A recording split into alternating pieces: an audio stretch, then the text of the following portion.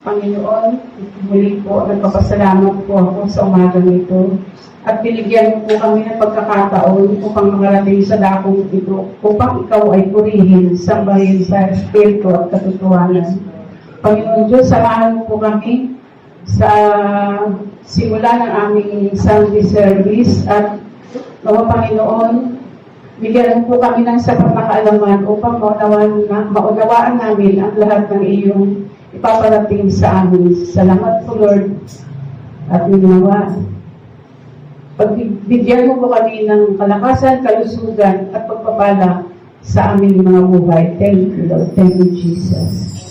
Ang verse ko ngayon ay kinako ko po sa pangalawang Timoteo, chapter 1, verse 9.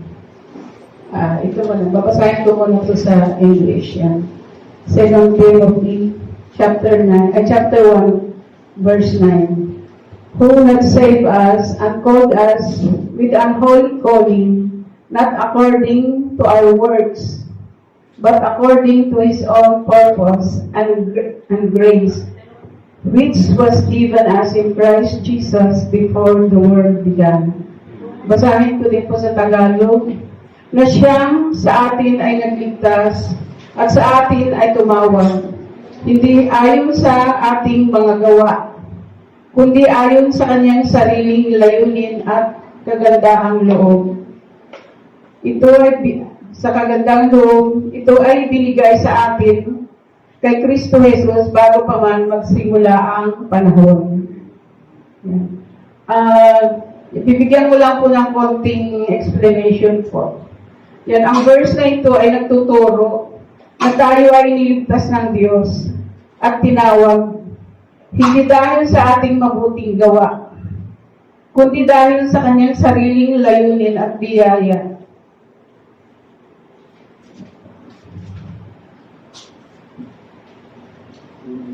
Yan. Sa madaling salita, ito ay nagbibigay ng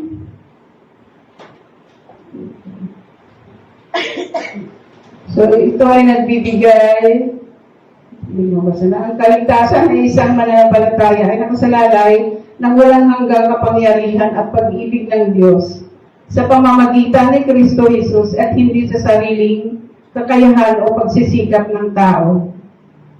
So, ang conclusion, rooted in Christ, everything is secure, unshakable, an eternal sense of security.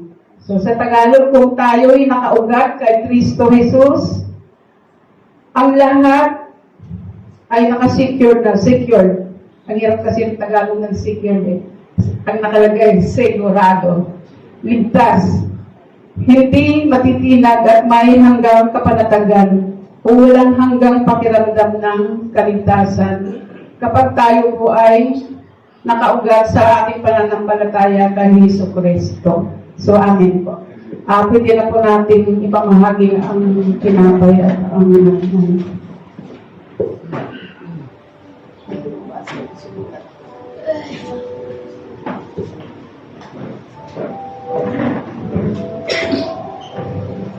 yan, ang sabi na po, bago po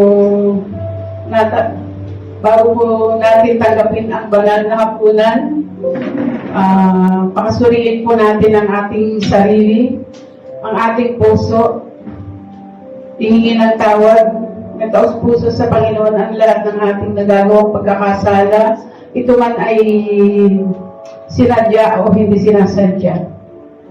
Ang sabi nga po sa, ngayon po atin na pong umpisahan ang banal na hapunan. Ang sabi po sa 1 Corinto 23, sapagkat ito ang turo na tinanggap ko mula sa Panginoon at ibinibigay ko naman sa inyo. Noong gabing siya'y ipagkanulo, ang Panginoong Jesus ay dumampot ng tinapay. Nagpasalamat at pinagpira-piraso iyon. At sinabi, ito ang aming katawan na inihahandog para sa inyo. Gawin ninyo ito bilang pag-alaala sa akin.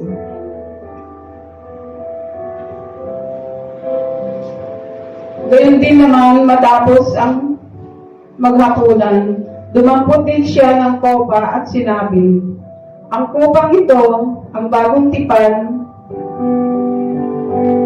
na pinagtitibay ng aking dugo. Tuwing iinumin ninyo ito, gawin ninyo ito bilang pag-alaala sa akin."